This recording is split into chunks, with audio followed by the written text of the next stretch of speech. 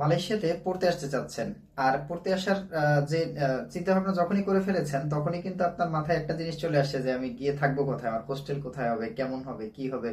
So এই জিনিসটা কিন্তু অনেকের মাথায় টেনশন থাকে। সো এই যে ডিসিশনটা, এটা কিন্তু আপনার খুব ভেবেচিন্তে নিতে হবে, আদারওয়াইজ আপনার কিন্তু টাকা নষ্ট হওয়ার চান্সেস অনেক বেশি আছে।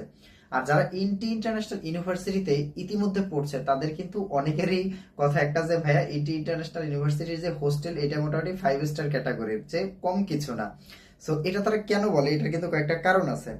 সো আমি সেটা বলছি, যেমন ইন্টারন্যাশনাল ইউনিভার্সিটির যে অ্যাকোমোডেশন আছে সেখানে কিন্তু আপনার অ্যাক্টিভিটিস রুম আছে, তারপর হচ্ছে কমন এরিয়া আছে, ডাইনিং হল আছে, স্টাডি রুম আছে, প্যান্ট্রি আছে যেখানে চাইলেই হচ্ছে আপনি রান্না করে খেতে পারবেন, বারবিকিউ পিট আছে, এবং 24 আওয়ার্স কিন্তু সিকিউরিটি থাকে।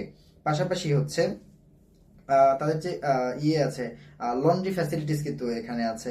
এরপরে আরেকটা সবচেয়ে বেশি ভালো ইয়ে যেটা, সেটা হচ্ছে নিচে কিন্তু মিনি মার্ট আছে, মার্কেট, সরি মার্ট না, মিনি মার্কেট আছে, এবং হচ্ছে ক্যাফেটেরিয়া আছে, বেকারি আছে, এটিএম পর্যন্ত আছে।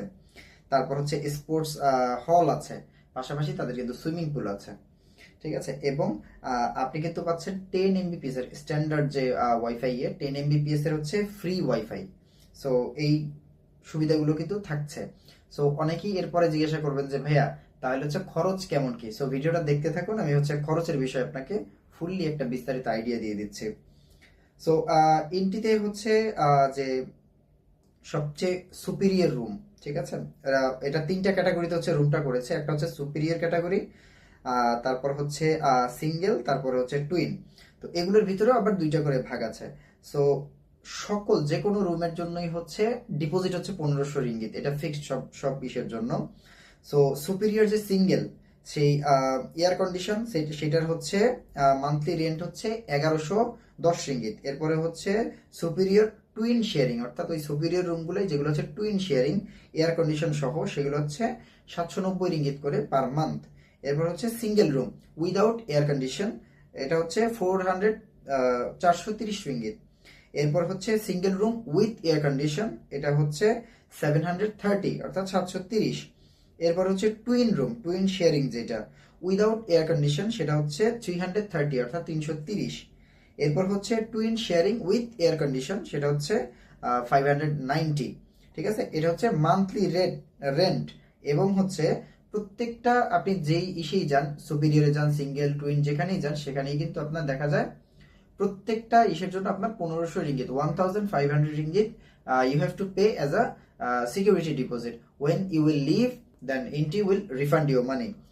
সো অ্যানাদার থিং যেটা হচ্ছে কেউ অনেকেই মিস করে ফেলে, সেটা হচ্ছে আপনি যখনই হচ্ছে এই অ্যাকোমোডেশনটা বুক করতে যাবেন তখন কিন্তু আপনার অ্যাবসলিউটলি হচ্ছে 6 মান্থ যে ভাড়াটা, রেন্টটা, 6 মান্থের ভাড়া একসাথে পে করতে হবে।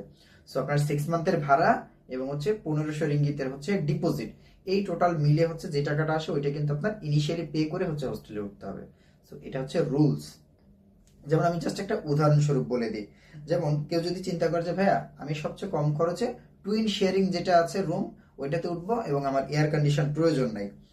সো এয়ার কন্ডিশন যদি প্রয়োজন না হয়, সেক্ষেত্রে হচ্ছে আপনার ভাড়া হচ্ছে 330 রিঙ্গিত প্রত্যেক মাসে। এটাকে আপনি 6 মাস দিয়ে গুণ করেন, আপনার আসতেছে 1980, 1980 রিঙ্গিত। পাশাপাশি হচ্ছে আপনার যে ডিপোজিট আছে, hostel deposit, that is 1500। So আপনি যখন ক্যালকুলেট করবেন, so total you have to pay 3480 ringgit, রাফলি 3500 you have to pay before come to Malaysia and take you hostel. So এইভাবে হচ্ছে আপনার ক্যালকুলেশনটা থাকতে হবে।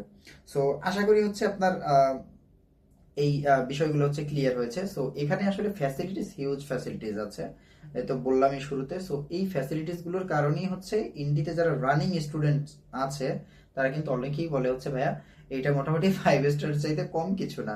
সো এটাই হচ্ছে আসলে মেইন বিষয়, বা অনেকে বলে না।